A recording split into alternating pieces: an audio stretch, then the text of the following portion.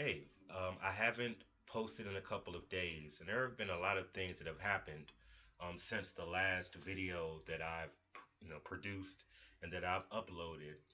And I've had an opportunity to observe the results from the South Carolina primary, and I was able to observe the margin of victory between Hillary and Bernie. I was able to observe the release of the new J's, Jordans, and I'm definitely going to speak on that. And I also was able to observe the situation involving Melissa Harris Perry um, from MSNBC. She had a show. It used to come on Saturday, Sunday mornings. I think about like 9 o'clock in the morning, or 8 to 10, or 9 to 10. I would always kind of catch it on Sunday, and I caught a few of them, and I would um, I just appreciated the credibility that she brought to the network, and I appreciated her Nerdland mantra and just how she, you know, showed that it could be really cool, to be a nerd, to be an intellectual, and to still retain um, identifiers of your heritage, and you can present that self. I thought it was really awesome that she, had braids, like full braids, and it was just a way to connect to the heritage, connect to the culture, and still be considered an intellectual, and still be considered, just to have that credibility that she's intelligent, she's put in the work, and she was presenting on a large platform. One of the things I'll bring up very quickly, and I'll try to wrap this up. I've been just working on presenting the videos and not rambling, but I want to speak about integrity. And what does that mean? What does that mean to you? What does that mean to me? Integrity, uh, it holds different meanings for everyone, and that's a given. One of the things that I definitely notice is we protect the integrity. We protect our integrity differently. I want to highlight the situation with Melissa Harris Perry, and she is walking away from her show, um, and I'm attributing it to integrity. She has built or spent the last 3 to 4 years, building an audience, building a brand of journalistic integrity, uncompromising and unapologetically being a black woman on network television. But she had braids, and she just spoke with a vernacular that many people would think, oh, okay, well, you know traditionally, if you were trying to be an anchor, or if you were the host of a show, especially with political undertones, you would have to cross over, and that would have to be your aesthetic as well as your vernacular, the way you spoke, the vocabulary that you chose to use. So a lot of times, the aesthetic would mirror the vernacular, and you would see, you know, a you will see a conscious effort or a decision to stay away from what would be deemed ethnic, or what would be deemed as something that's a bit too cultural, and it may not be homogenous enough to appease the masses that may be watching this. And I think that she did a great job of being who she was and still offering a credible, intelligent voice. So the fact that MSNBC is about to lose someone that contributed greatly to their credibility, I'm saddened by that. But I am encouraged to see someone actually understand the concept of integrity and actually be unyielding in that. So as more of the story comes out, she did tweet a letter that she sent to the executives, to her staff, to give them, I guess, the insight and the understanding as to why she was walking away.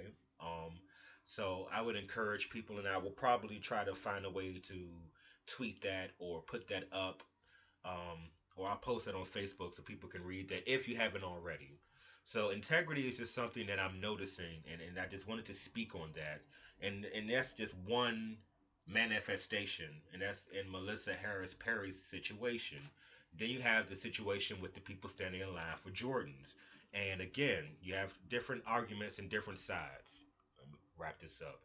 But you have the people that say, hey, that's their prerogative, and it is no one's place to speak on or judge or disparage anyone for how they spend their income, how they spend their disposable income.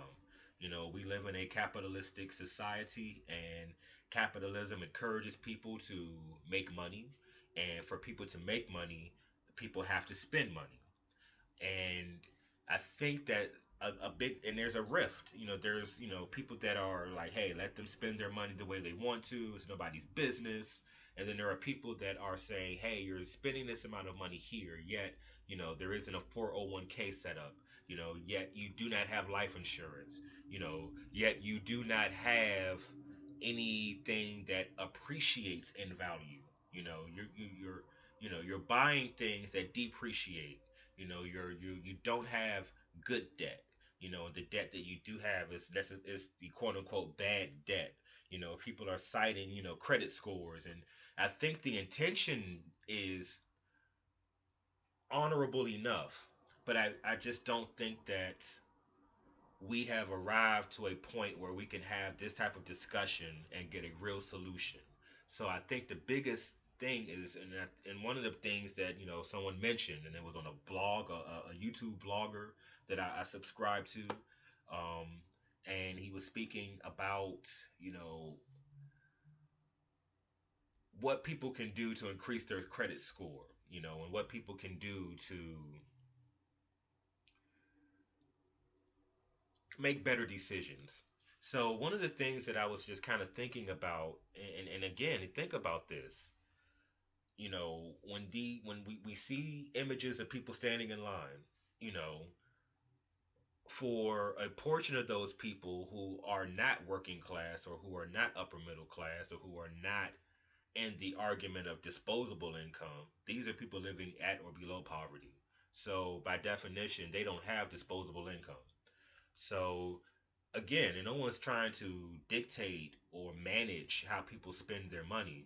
I think that the outcry comes from people that have either gone through situations or they're in situations and they learned that not having a financial plan, not being financially literate, and not having the self awareness, not being self aware enough to understand your financials and what your expenses are versus how much you make and what debt really is.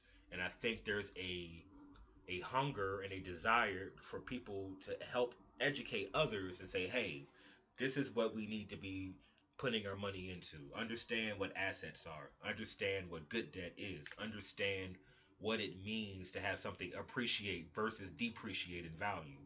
So you know, we have tragic situations and people may die and there's a funeral, can't pay for it. So then you have to set up a GoFundMe account or you have to do a Kickstarter or something along those lines and solicit help.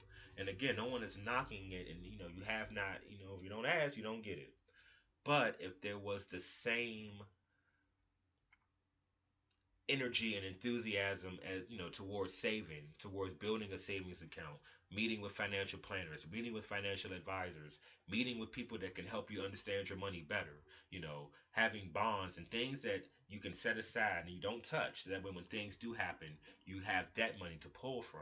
I think it's a willingness to want to share that with people, and there's a disappointment when we realize that people do not have that at their disposal. And there's a willingness to brave the elements, and there's a willingness to contribute to capitalism, by purchasing and contributing your money to someone else's wealth.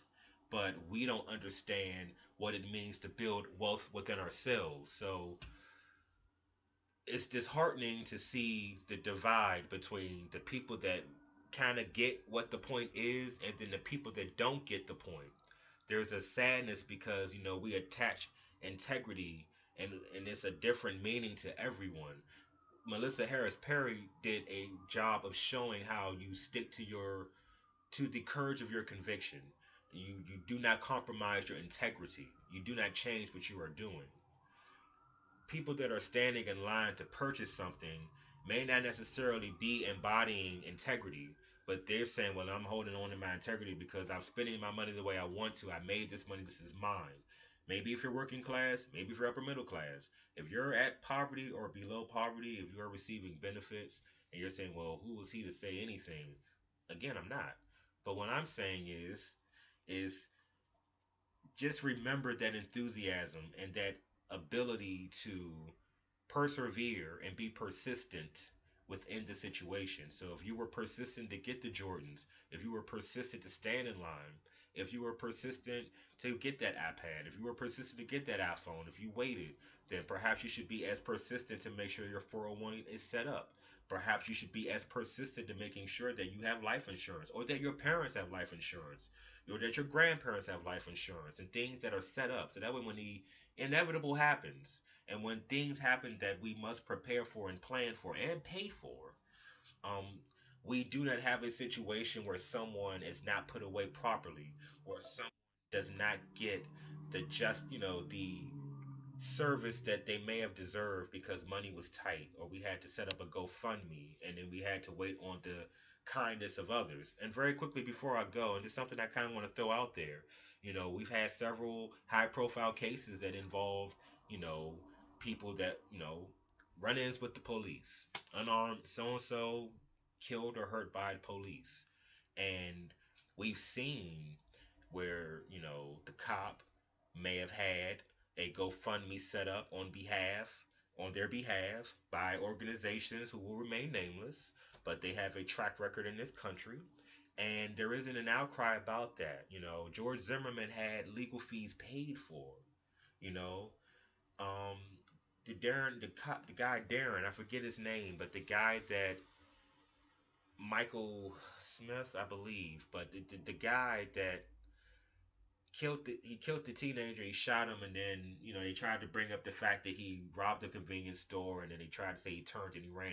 And there was all this conflicting evidence. He still wasn't indicted, and he had a GoFundMe set up by a group of a particular name who shall remain nameless.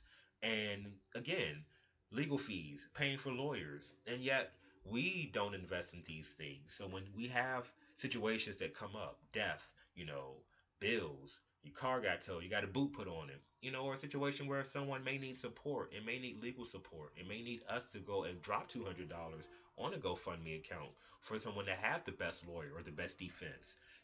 Have we considered that? So think about the $200 that you use for that gratification, or you're a sneakerhead, or that's your right to spend the money that you have the way that you want to. But remember that just like your money has the ability to please and the ability to release endorphins to make you feel good, you can release those same endorphins, those same feel good chemicals by contributing to a cause. Or when there's another high profile case that involves, an armed officer and an unarmed citizen, an unarmed teenager, and, they're receiving donations, to get a legal team in place on their behalf. Perhaps we could drop $200 and we can help the family of that person that doesn't have money to hire the lawyer with the clout that can speak and get the conviction that's needed, or the legal team, or to pay for those legal fees, or to pay for support of that family. What if it was someone like the guy Eric Garner that died being subdued? He had a family, so he was providing for his family. So think about how good it feels to put J's on your feet, but also think about how awesome it would feel to contribute to a cause. Rather than go out and burn something, and rather than go out and loot upon something, think about how powerful and how much you contributed. You drop the same amount of money, or even if it's not the same amount, anything that contributes and helps. Realize that in many of these cases, these people don't have the money and the disposable income. They don't suffer from affluenza. So if they are trying to bring something to court and bring something to